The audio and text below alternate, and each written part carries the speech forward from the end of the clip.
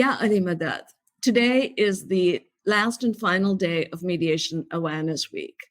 And today we will be focusing and centering our conversations on preparing for the future. During this very difficult time, we have been looking at what we have already accomplished and how we look forward to learning more about taking advantage of opportunities that come at this very difficult time for the future.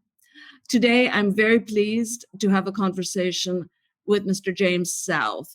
He is the Managing Director of the Center for Effective Dispute Resolution, affectionately known as CEDAR, and they've been our training partners for the last 10 years. Welcome, James. Thanks, Lillian. Thank you for having me. Thank you. James, I don't know if I told you the story of my experience with the Diamond Jubilee event that Her Majesty the Queen hosted for His Highness the Aga Khan at Windsor Castle. And I was very fortunate to have been invited to attend that. When His Highness introduced me to Her Majesty, he outlined what we did about conflict resolution and how we make sure that we don't let conflicts fester, and how he encourages the use of best practices. And then he proceeded to tell Her Majesty that our lead trainers were from the United Kingdom. Her Majesty's face just lit up. She was really very pleased to see that the United Kingdom was playing such an effective role in our mediation processes. So, thought you'd enjoy that story. Yeah, maybe we should hire you as our PR. So tell us a little about how we have worked together over the last 10 years. Yeah, well, I mean, we started working together, I think, in 2010 when, I think it was ICAB at the time, were interested in looking to develop the training course to best practice. And that's something I've always been impressed in the last 10 years that I've worked with the CAB systems and the community, is the commitment really to best practice. So looking at developing a training program that met all the standards, international standards of best practice, which we worked on together, and it was a really collaborative process and very enjoyable process from my point of view, working with experts in your community to get a course that fitted well for the types of disputes that you're dealing with in the CABs. So that was the first thing. I mean, and then the second thing was a commitment to best practice in terms of the trainers as well. So again, there was a lot of effort, and I know resources from your side of things, to training trainers from all around the world as trainers, so they could go back into their local CAB systems and really provide excellent training with the course. And that means, of course, ultimately that members of your communities are getting high-level international standard mediators within the CAB system to help them resolve their conflicts. And I've always been and continue to be impressed with that commitment and the commitment of the individuals involved. I know they're all volunteers and they give so much time, and I'm impressed just in terms of the commitment to the idea of peaceful resolution with disputes in the community. So that's sort of been the journey over the last 10 years, and I hope it continues going forward. Indeed, I am very fortunate. We are indeed very fortunate to have amazingly dedicated volunteers who give so much and so willingly. James, this pandemic period has been a very difficult, challenging, but also very interesting times as well. From your perspective, what are some of the trends you see in the future? What are we looking to develop, and what should we be paying attention to? Yeah, I mean, I think before the pandemic, we were already beginning to see it. I mean, mediators, conciliators, for a long time just focused on the dispute end. There are disputes and we need to help resolve them. And there was a lot of work to do in that area, and there still is. But I think what we're beginning to see, and that started in the last couple of years, but I think actually the pandemic is starting to accelerate that, is evidence of the use of the mediation skill set much more broadly in society and in the community. So not just focused, for example, on disputes, but looking at active conflict management. Could be in organizations, it could be in community settings. We're seeing individual conflict coaching for individuals who are dealing with conflict issues. Stakeholder dialogue, so big groups of stakeholders involved in complicated issues or emerging disputes, and mediators being used to facilitate that dialogue. And also just having difficult conversations. More and more in society and the world today, particularly around with the pandemic, we're seeing difficult conversations necessary, and people maybe not equipped with the skill set to have those conversations in a productive way. So I think we're seeing a broadening of the application of the skill set in all those areas. And I think you mentioned the pandemic. I think that's accelerated that trend, as it has accelerated a lot of things. And that's because businesses and society are confronted with conflict coming out of the pandemic, and need the services of conflict specialists. And also, mediators and conflict practitioners need to be creative. So online mediation, we never did any online mediation last year at all, but now we've done over 200 cases in 6 months. So these things have really accelerated those trends. Mm-hmm. And from that's such an important part of it, because of course we had to shift to online mediation services ourselves very quickly. In terms of trends for training, what do you see in the future, and how do you think we should plan for and anticipate that? Well, I think in terms of training, or what you're seeing is you will need to anticipate that trend, that mediators are going to be able, want to, and we needed to work in much broader areas.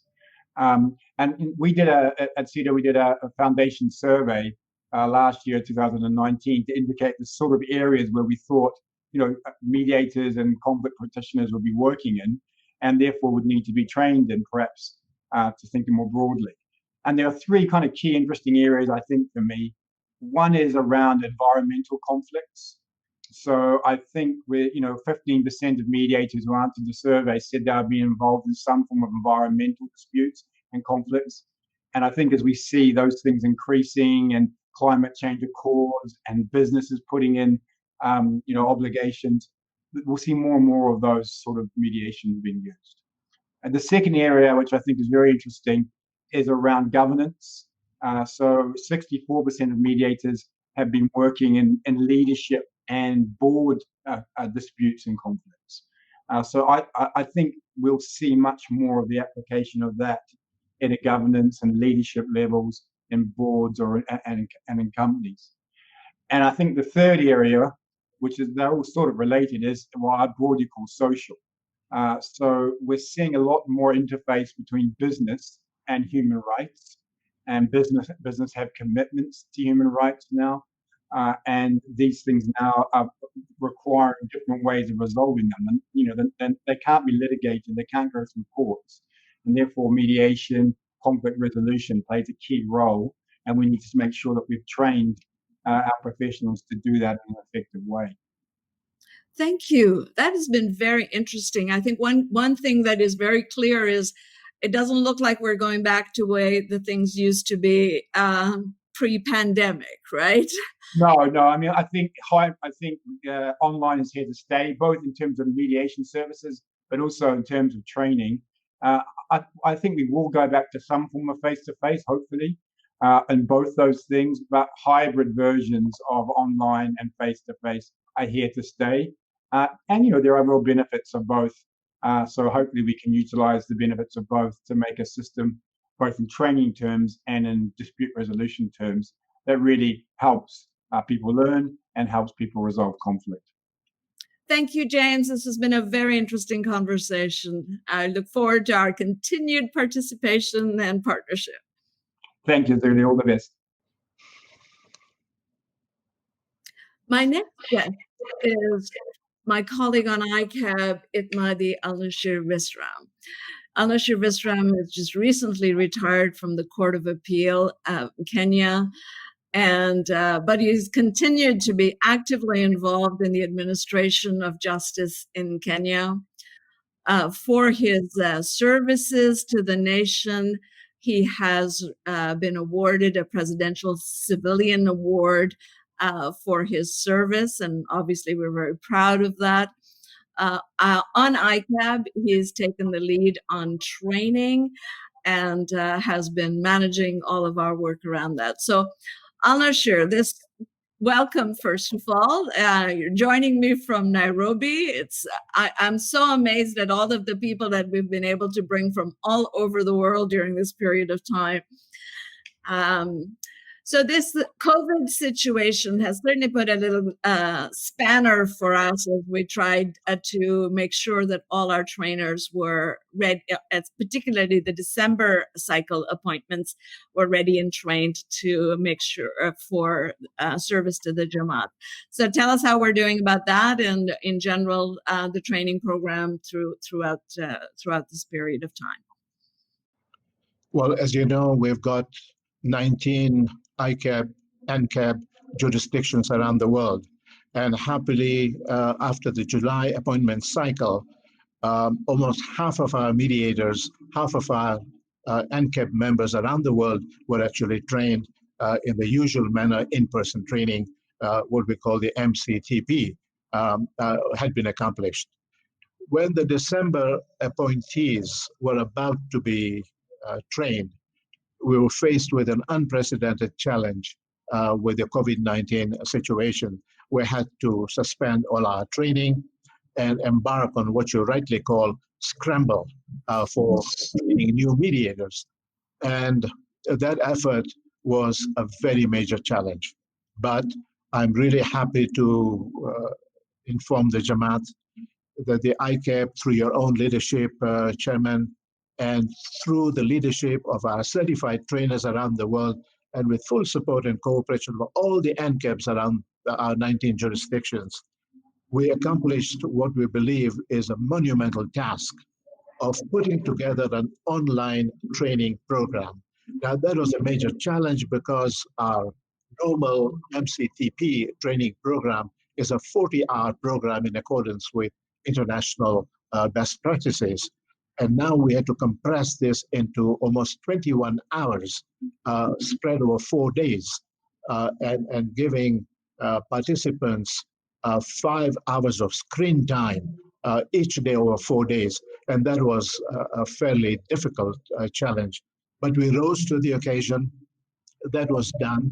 And a whole new syllabus was put together for training the December appointees. And the first training program was held in early August in United Arab Emirates, where 18 people participated. And then in August again and in September, we had 4 sessions done in India, one in Tanzania, one in Kenya and Uganda. Kenya and Uganda was the latest that we've done. And in all, so far, we've trained 110 mediators. We still have 2 more sessions to go, one in Europe and hopefully one in Portugal. So with all these trainings, with the other 2 that are still in place, we will have completed our training task for all the December appointees.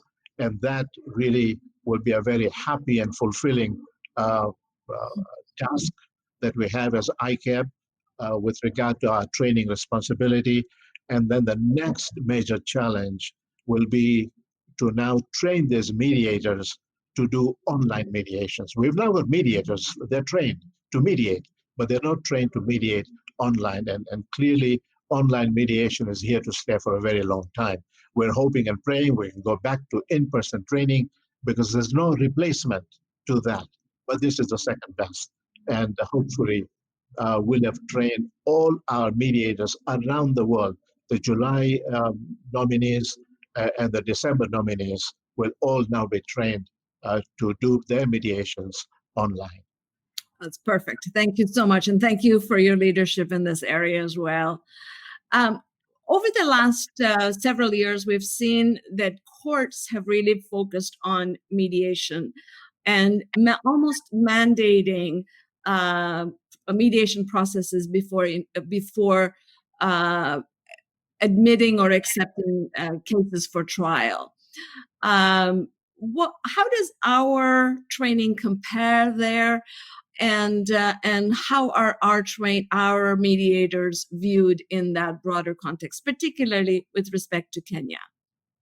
Well, in Kenya, the judiciary started a mandatory mediation program about 5 years ago. And I was part of the task force that implemented that program. And up until my retirement from the judiciary, I had the honor to be the chairman of the Mediation Accreditation Committee. So it was my committee that actually looked at the qualifications, the competency, and the integrity of every applicant before letting them mediate in our court system. And so, sitting from that position, I've seen a lot of applicants. I've seen a lot of mediation schools that give us their curriculum in the way they train mediators before those mediators can be given a certificate by us. And I can say very comfortably and unequivocally that our training program that we're giving out universally across board is one of the most superior programs, highly respected, and our mediators are recognized in Kenya. And in fact, some Ismaili mediators actually do mediations for the judiciary in Kenya. And I have no doubt that this program will excel.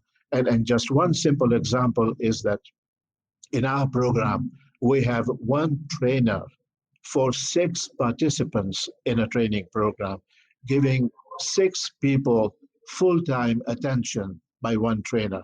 Now you can imagine in Kenya, for example, the best mediation school trains about 20 people with only one trainer to 20 participants. That alone will tell you how much attention and respect our own program has. And I'm happy that we're taking the lead in Kenya and in other developing worlds in the world of mediation. Thank you, Al-Nashir. Thank you very much for your leadership once again and for your support of our program along the way. And of course, you too are one of our star trainers in that program. So thank you for your support. Thank you very much. My next guest is Mr. Alnawaz Nanji, who is the NCAB chair for Canada. Welcome, Alnawaz. Thank you, Zili. Thanks. Alnawaz, I want us to talk a little bit about helping the Jamaat prepare for the future.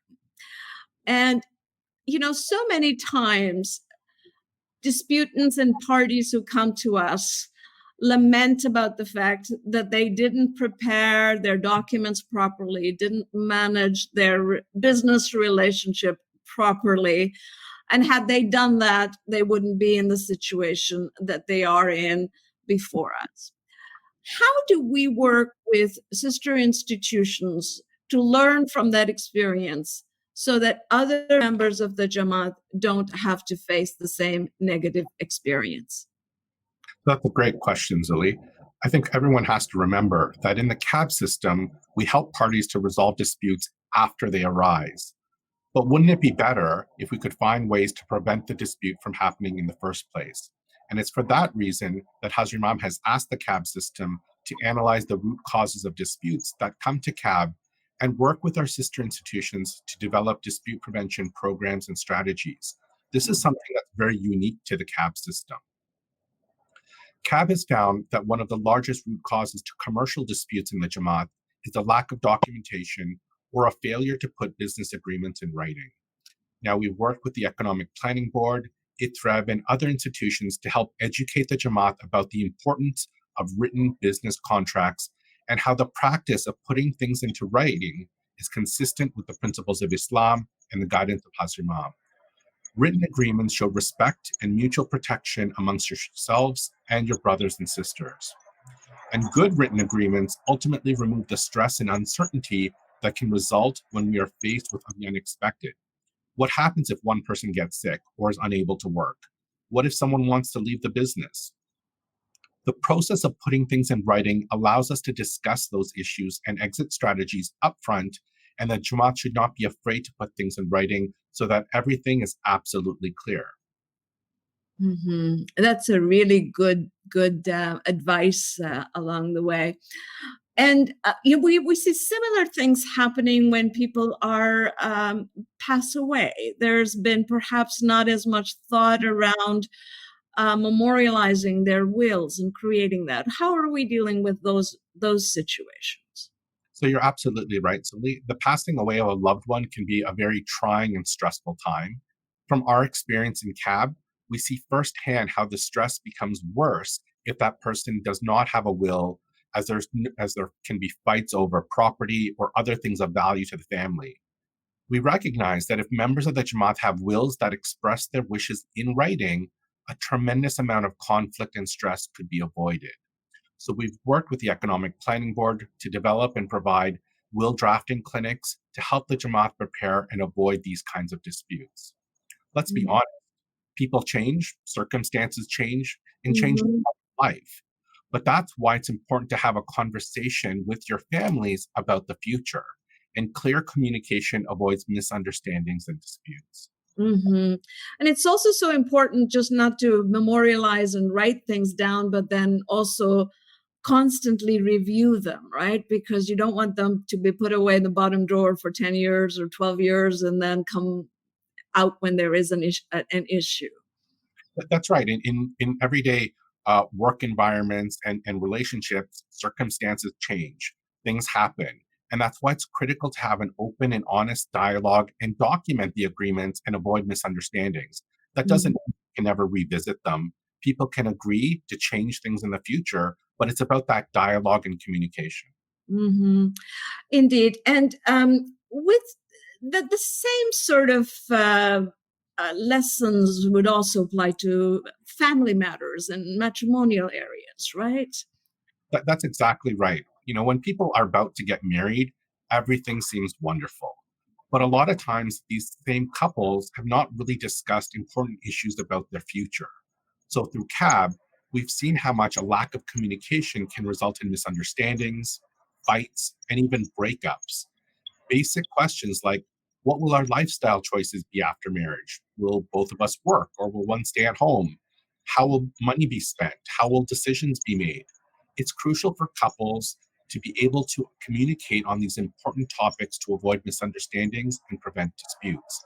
And that's why we work with the Social Welfare Board to develop a communication course and other programming to help couples better their communication with the goal of reducing misunderstandings and preventing disputes.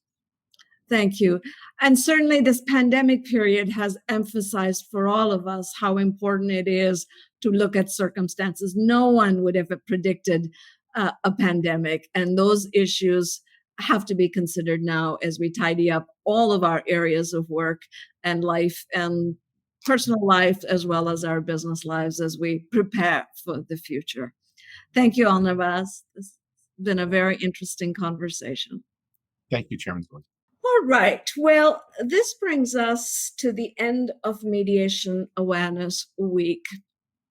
When we planned for this 1 week of highlighting mediation awareness and conflict resolution, we had two objectives in mind.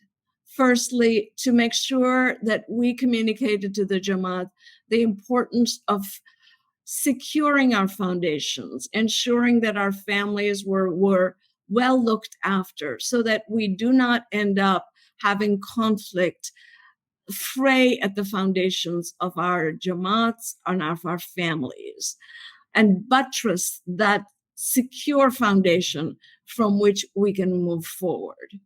The second was to make sure that we highlighted the importance of every member of the family being able to seek opportunities and prepare for the future equitably, because sometimes the decisions we make today will have an impact 5, 7, 10 years down the road. And we want to prepare everyone in our families, everyone in our Jamaat to be well prepared for the future.